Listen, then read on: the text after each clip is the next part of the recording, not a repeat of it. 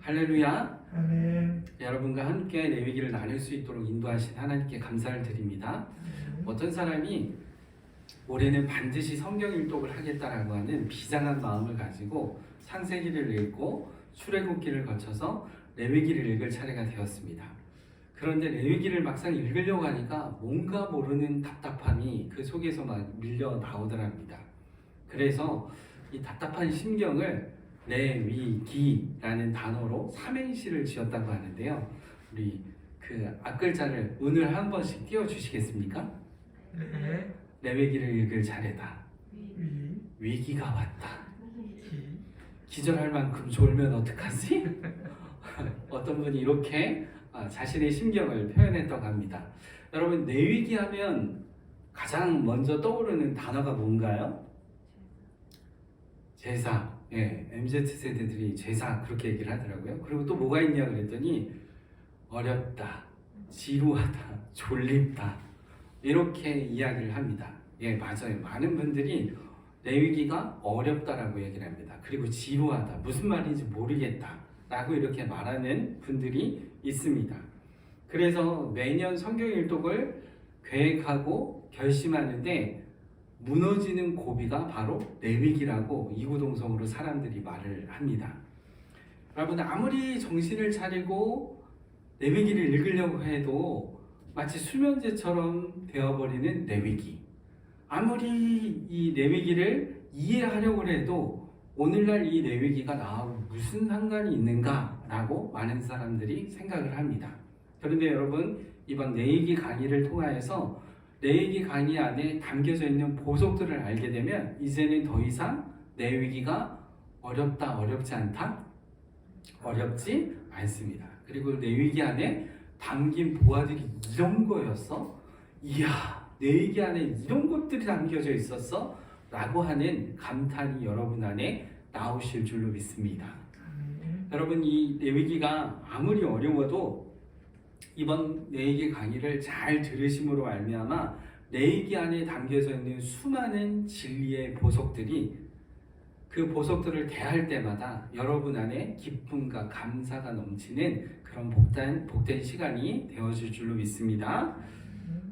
여러분, 레위기 기대되시죠? 네. 그렇다면 이제 우리는 레위기를 어떻게 공부할 것인가 우리가 함께 살펴보기를 원하는데요. 총 4부분으로 함께 살펴볼 겁니다. 그래서 첫 번째 스텝 1에서는 바이크라 그리고 불렀다 라는 의미가 무엇인지 그 의미에 대해서 우리가 함께 살펴볼 것이고요. 스텝 2에서는 레위기 관통하기를 할 겁니다. 그래서 레위기 안에 전체의 내용을 우리가 잘 모르잖아요. 레위기가 어떻게 되어 있는지 잘 모르잖아요. 그런데 레위기 관통하기를 통하여서 1장부터 27장까지 레위기의 구조가 어떻게 되어 있는지 우리가 함께 살펴볼 것입니다. 그래서 레위기 전체의 그림을, 그 습을 우리가 이해하고 레위기가 이렇게 되어 있구나 라는 것을 우리가 함께 공부할 것입니다. 그리고 스텝 3에서는 이스라엘의 기후에 대해서 우리가 함께 살펴볼 건데, 이스라엘의 기후를 살펴보는 이유는 이스라엘의 기후를 알지 못하면 절기를 이해할 수 없습니다. 레위기에 보면 7가지 절기가 있거든요. 그 절기를 이해하려면 반드시 이스라엘의 기후에 대해서 알아야 합니다. 그래서 우리가 이스라엘의 기후에 대해서 함께 살펴볼 것이고, 또 고대 이스라엘의 농사 사이클, 1년 농사 사이클을 우리가 함께 공부할 거예요. 그래서 이 고대 농사 사이클을 함께 살펴봄으로 말미암아 하나님께서 우리에게 어떻게 공급해 주시는지, 그리고 믿음은 무엇인지, 하나님이 우리를 어떻게 인도해 가시는지 그 부분에 대해서 우리가 함께 살펴볼 것입니다. 마지막 스텝 4는요, 7가지 절기에 대해서 함께 살펴볼 건데요. 이 7가지 절기가 의미하는 바는 무엇인지, 각각 절기에 왜 이 절기가 사용되었는지, 그리고 그 의미는 무엇인지 우리가 함께 살펴볼 겁니다. 그리고 오늘날 이 절기들이 7가지 절기가 우리와 무슨 상관이 있는지 그 부분을 함께 살펴보도록 하겠습니다. 여러분 기대되시죠? 아멘. 그러면 우리가 레위기로 본격적으로 한번 들어가 보도록 하겠습니다. 여러분 창세기, 출애굽기, 레위기, 민수기, 신명기를 뭐라 그러죠? 오슬. 네, 맞습니다. 모세오경이라 그러죠. 근데 이스라엘 유대인들은 이 모세오경을 토라, 즉 율법이라고 이야기를 합니다.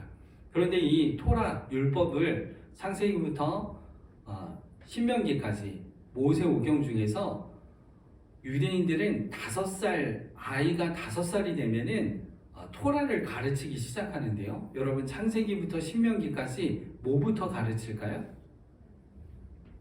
지금 레위기 강의니까 레위기부터 가르친다.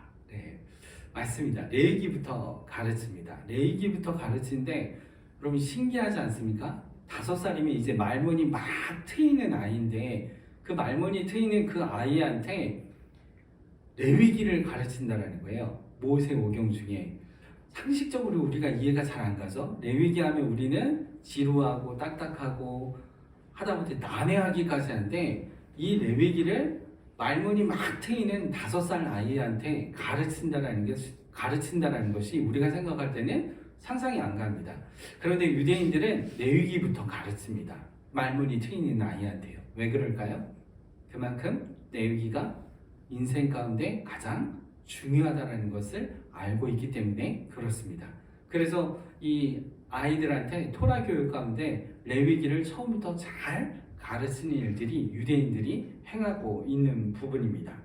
여러분 그래서 우리가 히브리어로 기록된 이 모세오경을 우리가 살펴보면 모세오경의 제목이 있잖아요. 창세기, 출애굽기, 레위기, 민수기, 신명기 이렇게 있잖아요. 그 제목들이 어떻게 붙여지냐면 모세오경은 히브리어로 기록되어 있어요. 근데 그 히브리어의 첫 단어, 만약에 예를 들면 창세기의 첫 단어는 베레시트라 그러거든요. 태초라는 베레시트가 나와요. 그래서 이것을 직역하면, 우리말로 번역하면 창세기가 되는 겁니다.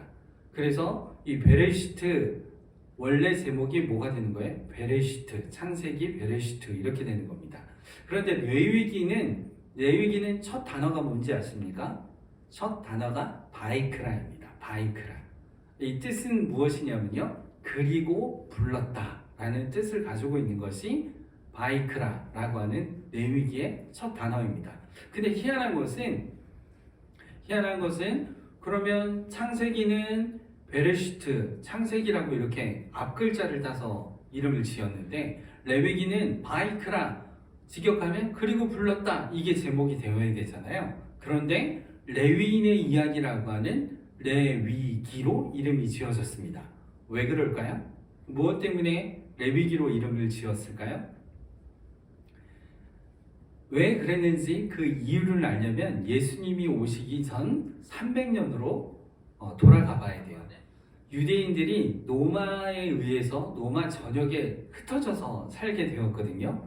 그때 공용어가 뭐였냐면 헬라어였습니다. 그런데 모세오경은 뭐로 되어 있어요? 헬라어가 아니라 히브리어로 되어 있는 거예요. 그런데 공용어인 헬라어를 2세대들이 계속 사용하다 보니까 히브리어를 읽지를 못하는 겁니다. 그러다 보니까 이 토라 교육을 할 수가 없는 거죠. 율법 교육을 할 수가 없는 거예요. 그래서 안 되겠다 싶어서 72명의 학자들이 히브리어로 되어 있는 이 율법 토라를 헬라어로 번역하는 작업을 했습니다. 그 작업을 72명이 했는데 무수리를 뺀 2명을 빼고 70명이 번역하였다 해서 70인경이다 라고 이렇게 이야기를 합니다.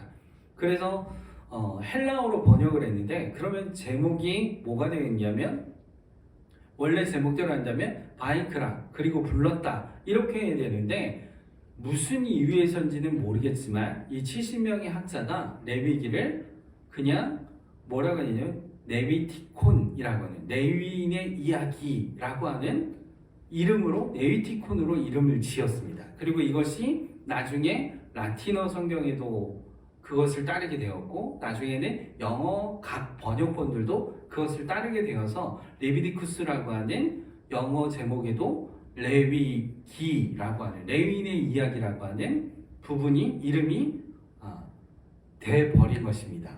그런데 여러분 레위기에는 레위인에 대한 이야기가 나오지 않아요.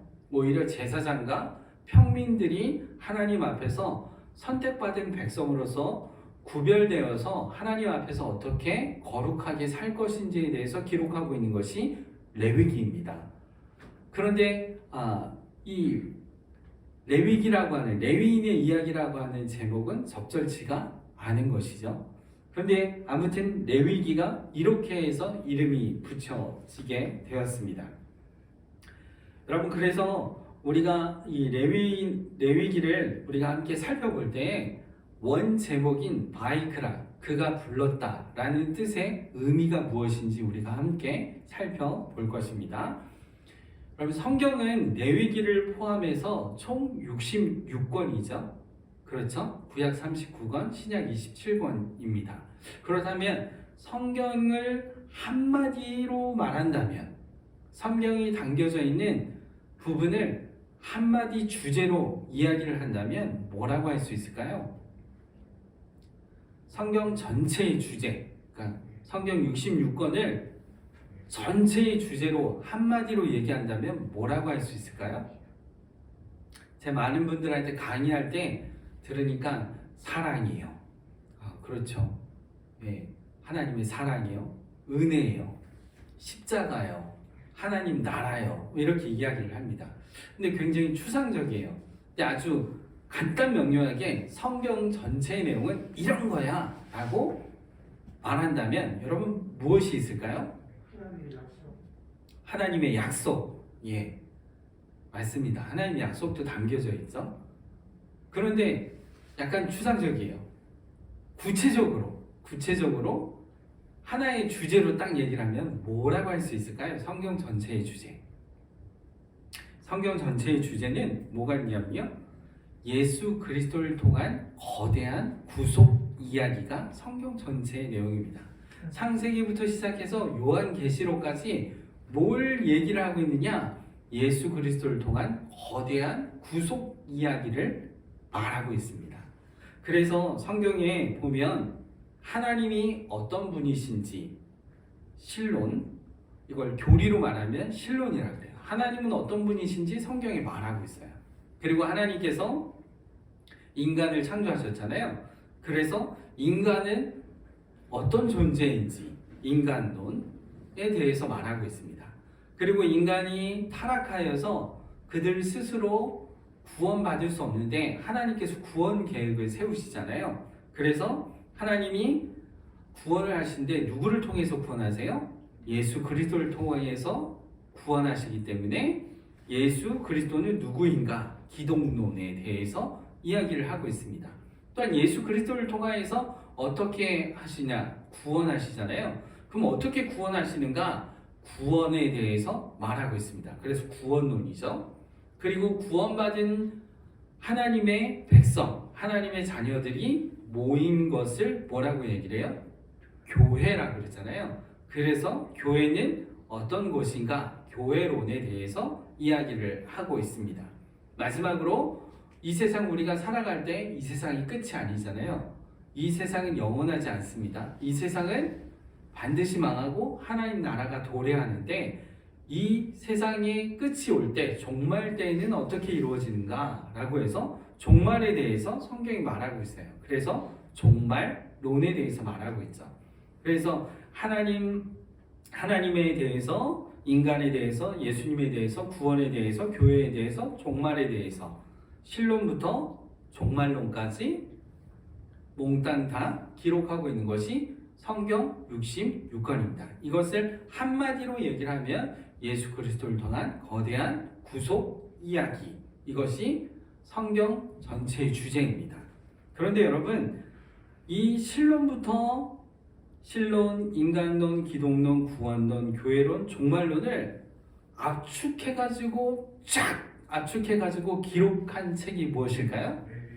맞습니다. 레위기입니다. 레위기예요. 레위기 안에 신론부터 종말론까지 몽땅 다 들어가 있어요. 특별히 예수 그리스도의 십자가의 도에 대한 예표가 아주 강렬하게, 아주 명확하게 들어가 있는 부분이 바로 레위기입니다. 그래서 우리가 레위기를 함께 살펴보는 이유도 이 안에 예수 그리스도를 통한 거대한 구속 이야기에 대한 부분이 다 담겨져 있기 때문에 우리가 레위기를 함께 살펴보려고 하는 것입니다. 여러분 기대되시죠? 아멘. 자, 그럼 우리가 이제 함께 레위기를 더 자세하게 한번 알아보도록 하겠습니다. 여러분 이 앞에 보이는 이 그림 뭐 하는 것 같죠? 제가 MZ세대 강의를 했다 그랬잖아요. 이거 그림 뭐 하는 것 같아요? 그랬더니 이렇게 대답을 합니다. 농사라고 하는 것 같아요. 또 어떤 형제는 대규모 이동하고 있습니다. 이렇게 얘기를 하더라고요. 좀 우리하고 좀 다른데 지금 이 장면은 출애굽하는 장면이죠. 출애굽하는 장면입니다. 그러면 출애굽을 이스라엘 백성들이 애굽에서 출애굽하는데 언제 했을까요? 언제 출애굽을 했을까요? 어떤 분은 이렇게 얘기를 하더라고요. 430년 전에요. 이렇게 얘기를 합니다. 그러니까 430년의 기준이 언제냐는 거죠. 430년간 애굽에 있었는데 출애굽했는데 그럼 언제 출애굽했느냐라고 하는 부분이죠. 여러분, 그래서 우리가 성경 말씀을 한번 보도록 할게요. 출애굽기 13장 3절에서 4절 말씀입니다. 우리 한번 읽어보겠습니다. 시작. 모세가 백성에게 이르되 너희는 애굽 곧 종되었던 집에서 나온 그날을 기념하여 유교병을 먹지 말라. 여호와께서 그 손의 권능으로 너희를 그곳에서 인도해 내셨습니다. 아비벌 이날에 너희가 나왔으니. 네, 아멘. 여기 보니까 모세가 이스라엘 백성들에게 애굽 종되었던 집에서 나온 그날을 어떻게 하라 그랬어요? 그날을 기념하여서 유교병을 먹지 말라라고 했는데 애굽 종되었던 집에서 나온 그날이 언제라고 말하고 있습니까? 여기 4절 말씀에 보니까 아비벌 이렇게 되어 있습니다. 여러분 근데 아비벌 하는데 히브리 달력 시스템에는 아비벌이 없어요. 그러면 아비벌에 나왔다 그러는데 아비벌 이날에 너희가 나왔으니 이렇게 말하는데 아비벌은 언제일까요? 아비벌은요, 아빕이라는 말은 히브리어로 아빕은 봄이라는 시기를 뜻하는 단어로 사용되었습니다. 또 성경에서는 아빕이라는 말은 보리삭이 나오는 의미로 사용되었던 것이 아빕이에요. 그러니까 한마디로 얘기하면 아비벌은 언제라는 거예요? 보리삭이 나오는 달에 나왔다라는 겁니다. 여러분 그렇다면 보리삭이 나오는 달, 그 달이 우리가 사용하는 태양력으로는 언제일까요? 11월. 네. 아닙니다. 언제일까요? 보리삭이 나오는 달, 우리가 사용하는 태양력으로는 언제일까요? 몇 월 달일까요? 우리 집사님은 11월. 네. 다른 분들은요? 몇 월일까요? 잘 모르시죠? 네. 6월 달. 네. 얼추 비슷했습니다. 네. 언제냐면요. 태양력으로는 4월에 해당합니다. 그러니까 아비벌 보리삭이 나오는 달이 언제냐? 태양력 4월입니다. 다시 말하면 애굽에서 출애굽할 때입니다. 우리나라 환경이 아니죠. 애굽에서 출애굽할 때 보리삭이 나오는 달이 언제냐면 4월이었어요. 4월. 그렇다면 태양력으로 우리가 4월 달에 나왔다라는 것을 알 수가 있는데 그러면 4월 며칠 날 나왔을까요? 4월 며칠 날 나왔는지 여러분 성경에 나와 있을까요? 4월 며칠 날 나왔을까요? 성경 말씀 나와 있습니다. 출애굽기 12장 2절과 5절과 6절 말씀에 보면 우리 2절 말씀 한번 읽어보겠습니다. 시작. 이 달을 너희에게 달의 시작 곧 해의 첫 달이 되게 하고 이렇게 말하고 있어요. 여기서 말하는 이 달은 언제겠어요? 아비벌, 그러니까 태양력 4월이겠죠? 4월입니다. 근데 이 달을 달의 시작 곧 해 첫 달이 되게 하라 라고 이렇게 말하고 있어요. 그럼 이건 무슨 말일까요? 달의 시작 해 첫 달이 되게 하라, 이거는요 유대인의 종교력이 여기서 발생하게 됩니다.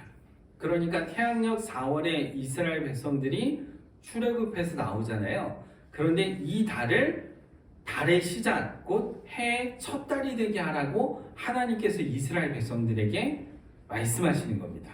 명령하시는 거예요. 그래서 종교력이 발생하는데 이 4월 달이 종교력으로는 시작하는 정월이 되는 겁니다. 정월, 첫째 달이 되는 거죠. 그러니까 4월 달이 첫째 달이 되고 5월 달이 되면 종교력으로는 몇 월 달이 되는 거예요? 둘째 달이 되는 겁니다. 이해가 가시죠? 여러분 이렇게 유대인들만의 종교력이 생기게 되는 겁니다. 자, 그렇다면 그 다음을 한번 볼게요. 너희 어린 양은 흠없고 1년 된 수컷으로 하되 양이나 염소 중에 취하고, 이거 무엇을 말하고 있죠? 유월절을 말하고 있죠. 이스라엘 백성들이 출애굽할 때 마지막 10가지 재앙 중에 마지막 재앙이 무엇이었습니까? 장자의 죽음이었잖아요. 그런데 이스라엘 백성들은 장자가 죽지 않았어요. 그 이유가 무엇입니까? 어린 양을 잡아가지고 그 어린 양을 그 피를 문설주의 발름으로 말미암아 죽음의 사자가 어떻게 하는 거죠? 넘어가는 거잖아요. 그래서 유월절, 패사흐, 넘어가다 라는 뜻이 유월절입니다. 그래서 어린 양을 잡는 그 유월절을 하는데 그날이 언제예요? 이달 열 나흘까지 간직하라 라고 이렇게 말하고 있어요. 이달은 아까 말했던 아비벌, 그러니까 4월 달이죠. 그리고 열 나흘 날은 언제예요? 며칠이에요? 14일입니다.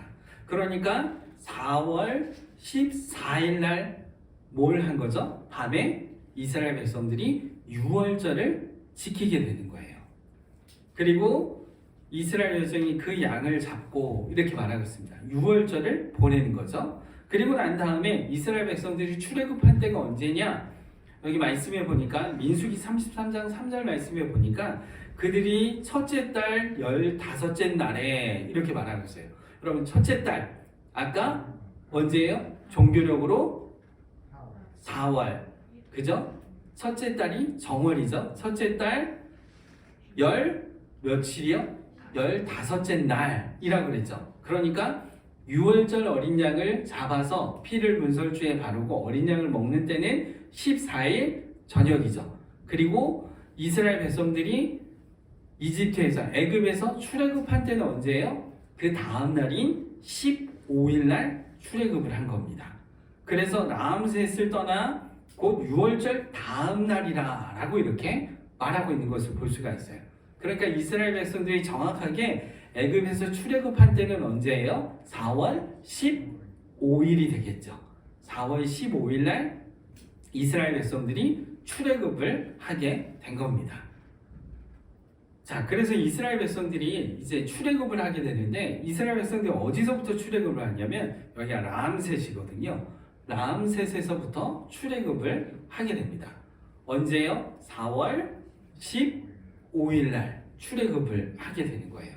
그래서 이스라엘 백성들이 출애굽을 하는데 급하게 나오니까 누룩을 넣어서 부풀린 떡을 먹을 수가 없잖아요. 그래서 무교병 아무것도 들어가지 않은 그냥 빵을 가지고 어떻게 하는 거죠? 나오게 되는 거죠. 이렇게 함으로 말미암아 4월 15일에 출애굽을 하게 된 겁니다. 자, 그래서 출애굽해서 라암셋에서 출애굽해가지고 어디를 거쳐서 어디까지 오게 되냐면요. 숫곳을 거쳐서 홍해 바다를 건너고 그리고 마라를 거쳐서 마라에서 쓴물을 단물로 바꾸시고 그리고 그 다음에 엘림을 거쳐서 그리고 어디로 왔어요? 신광야에 이르게 됩니다. 여러분 이 신광야까지 오게 되는데 신광야까지 온 지 얼마나 걸렸을까요? 4월 15일 날 출발해서 신광야까지 숫곳에서 홍해를 건너고 홍해에서 홍해바다를 건넌 다음에 마라를 거쳐서 엘림을 거쳐서 신광야까지 왔어요. 여기까지 이렇게 오는데 얼마나 걸렸을까요? 성경 말씀에 나와 있습니다. 출애굽기 16장 1절 말씀에 보니까 이렇게 말씀하고 있어요. 이스라엘 자손의 온 회중이 엘림에서 떠나 엘림과 시내산 사이에 있는 신광야에 이르니 애굽에서 나온 후 둘째 달이면 언제죠? 그렇죠. 태양력으로 언제예요? 5월이죠. 5월 둘째 달 며칠이요? 15일이다 라고 이렇게 말씀하고 있습니다. 그러니까 태양력으로는 출애굽할 때가 4월 15일 날 출애굽해가지고 신광야에 도달했을 때가 언제예요? 5월 15일이 되겠죠. 첫째 달 15일에 출발해서 둘째 달 15일에 신광야에 도착하게 되는 겁니다. 이해되시죠? 그리고 난 다음에 이스라엘 백성들이 신광야에서 다시 어디로 가게 되는 거예요? 시내산으로 가게 됩니다. 신광야에서 시내산까지 얼마나 걸렸을까요? 성경 말씀에 또 나오는데요. 출애굽기 19장 1절 말씀에 보면 이스라엘 자손이 애굽 땅을 떠난 지 3개월이 되던 날 그들이 시내 광야에 이르니라 라고 이렇게 말하고 있어요. 그러니까 신광야에서 시내산까지 또 오는데 몇 달 걸린 거예요? 한 달 걸렸습니다. 한 달 걸린 거예요. 그래서 4월 15일 태양력으로는 4월 15일에 애굽에서 출애굽해서 여기 5월 15일에 어디에 도착하게 된 거예요? 신광야에 도착하게 되죠. 그리고 5월 15일 출발해 갖고 6월 15일에 어디에 도착하게 됩니까? 시내 산에 도착하게 되죠. 그러니까 4월, 5월, 6월 총 몇 달이 걸린 거예요? 시내산까지 오는데 2달, 2개월이 걸리게 된 겁니다. 이해 가시죠? 첫째 달 정월 15일에 출발하고 신광야에 둘째 달 15일에 도착하고 시내산에 셋째 달 15일에 도착하게 되는 거죠. 그래서 총 2달이 걸려서 시내산에 도착하게 되는 것입니다. 자, 그러면 라암셋에서부터 시내산까지 직선거리로 따지면요 320km 정도 됩니다. 여러분 320km가 얼마인지 잘 감이 안 오시잖아요. 성경에서 보통 하루길을 80리라고 이야기를 합니다. 80리. 80리면 감이 안 오시죠? 80리. 그러면 80리가 32km예요. 그러면 하루에 성경에서 하루길이 32km니까 시내산까지 라암셋에서 시내산까지 320km니까 며칠 걸려야 돼요? 원래대로 한다면? 10일. 그렇죠. 10일 걸리는 겁니다. 10일 걸려야 돼요. 그런데 왜 2달씩이나 걸렸을까요? 그 이유는 이스라엘 백성들이 출애굽할 때 장정, 그러니까 20세 이상으로 싸움에 나갈 만한 남자만 60만 명이라고 그랬어요. 그런데 거기에 여성, 노인, 아이들, 짐승들 이거 다 포함하면 약 200만 명이거든요. 그러면 200만 명이 대규모로 이동하려면 꽤나 시간이 걸리겠죠. 그래서 열흘 걸릴 이 거리를 2달 걸려서 시내산에 도착하게 되는 것입니다. 그렇다면 이스라엘 백성이 왜 시내산으로 갈까요? 이스라엘 백성들이 원래 가려고 했던 곳은 어디입니까? 여기 가나안 땅이에요. 가나안 땅. 가나안 땅으로 가는 것이 목적지가 가나안 땅입니다. 가나안 땅. 그럼 왜 가나안 땅으로 가게 될까요? 다른 데도 갈 수 있잖아요. 그런데 왜 하나님께서 가나안 땅으로 가라고 말씀하셨을까요? 가나안 땅으로 가라고 하신 이유가 있습니다. 가나안 땅은 그냥 일반 땅이 아니에요. 일반적인 땅이 아닙니다. 이 가나안 땅은 약속의 땅입니다. 그러니까 하나님께서 이미 430년 전에 약속을 했던 땅이 가나안 땅이에요. 우리가 출애굽기 말씀에 보면 이렇게 말하고 있습니다. 출애굽기 말씀을 한번 읽어볼게요. 여기 보면 13절 말씀을 한번 보겠습니다. 13절 말씀에 보면 여호와께서 아브라함에게 창세기죠. 창세기 15장입니다. 창세기 15장 13절 말씀에 보면 여호와께서 아브라함에게 이르시되 너는 반드시 알라 내 자손이 이방에서 객이 되어 그들을 섬기겠고 그들은 400년 동안 내 자손을 괴롭히리니 라고 이렇게 말씀하고 있어요. 이게 어떤 장면이냐면 하나님께서 아브라함에게 축복을 주셔가지고 소유가 많아졌습니다. 그리고 조카 롯도 소유가 많아졌어요. 그래서 둘이 같이 지낼 수가 없게 되었습니다. 그런 상황 가운데 아브라함이 조카 롯에게 이야기를 하죠. 네가 좌하면 내가 우하고 네가 우하면 내가 좌하겠다. 너 어느 땅을 선택할래? 라고 이야기를 했더니 조카 롯이 어느 땅을 선택했어요? 어느 땅을 선택했습니까?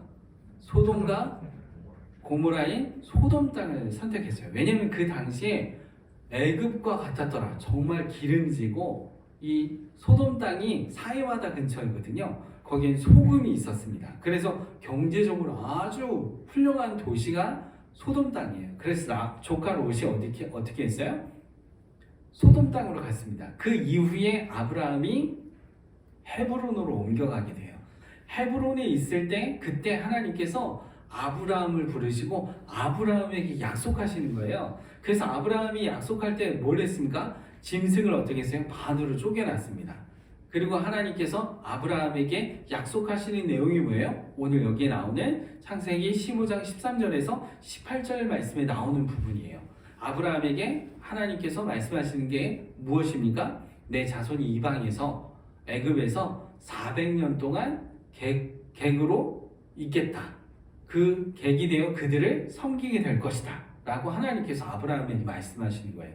그리고 그들이 섬기는 나라를 내가 징벌할지며 그 후에 내 자손이 큰 재물을 이끌고 나올 것이다 라고 하나님께서 아브라함에게 말씀하시는 거예요. 그리고 너는 장성하다 평안히 조상이 돌아가 장사될 것이요 내 자손은 4대 만에 어디로 온다 그래요?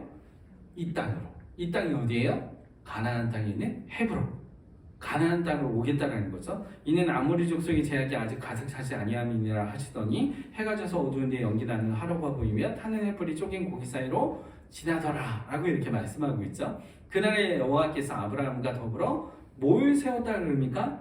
언약을 세워 이르시되 내가 이 땅을 애굽 강에서부터 그 큰 강 유브라데까지 내 자손에게 어떻게 하겠다고요? 주겠다라고 하나님이 약속을 하시는 겁니다. 그래서 이스라엘 백성들이 애굽에서 출애굽해서 갈 땅은 어디예요?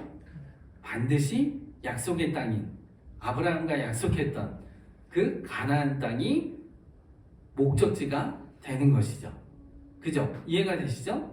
그런데 이스라엘 백성들이 가나안 땅을 향해 가야 되는데 여러분 가나안 땅을 향해서 가는 길은 두 가지 길이 있었습니다. 하나는요 지중해 바다가 있는 블레셋 해변길을 타고 가는 길이 하나가 있었습니다. 근데 블레셋 해변길로 가면 아무리 못해도 일주일이면 가나안 땅에 들어갈 수 있거든요.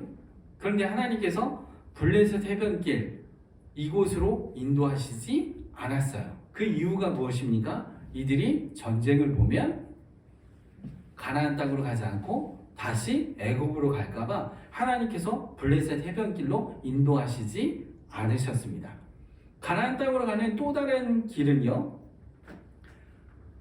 람셋에서부터 여기 엘랏까지 그리고 엘랏에서 다메섹까지 왕의 대로가 있었습니다. 킹즈웨이라고는 왕의 대로가 있었는데 오늘날 우리로 말하면 고속도로예요. 고속도로.